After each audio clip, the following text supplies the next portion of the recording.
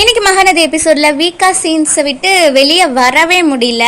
ஏன் முடிஞ்சுது, ஏன் வந்து கார் எடுத்துட்டு போறாரே, ஐயோ இனிமேல் இந்த மாதிரி சீன் எப்போ பார்க்க போறோம் அப்படிங்கிற மாதிரி ரொம்பவே கஷ்டமா இருந்தது. விஜய் வந்து எப்படி வந்து நான் இங்கேதான் வந்து சுத்திட்டு இருக்கேன், நீ எப்போ வெளியே வருவேன்னு, வா கார்ல போகலாம் அப்படிங்கிறது. இவங்க எதுக்கு இப்படி விலகி விலகி போறாங்க, உரிமையா வர வேண்டியதானே. ஸோ பாட்டி சொல்லிட்டா, அதாவது நம்ம நினைக்கிற சில டைலாக்ஸ் வந்து விஜயும் சொன்ன மாதிரி தான் இருந்தது. இவ்வளோ நாள் வெண்ணிலான்னு சொல்லிட்டு இருந்தேன், இப்போ அந்த பசுபதியா, இன்னும் என்னதான் நான் பண்ணணும் அப்படிங்கிற மாதிரி. இன்னும் நாங்க என்னதான் பண்ணணும், எப்பதான் கதையை மாத்துவீங்க, நாங்க என்ன ஆசைப்படுறோம்.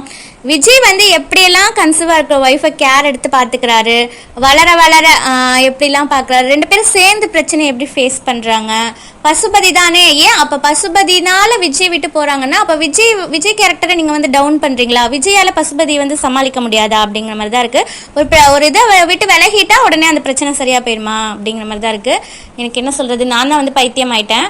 ஏன்னா இவங்க ரெண்டு பேர்த்தோட ஆக்டிங் அப்படி, கண்ணுலே இவங்க வந்து பேசுகிற வசனத்தை விட கண்ணுலே ரெண்டு பேரும் எப்படி ஒரு எமோஷன்ஸை கொண்டுட்டு வராங்க பாருங்க.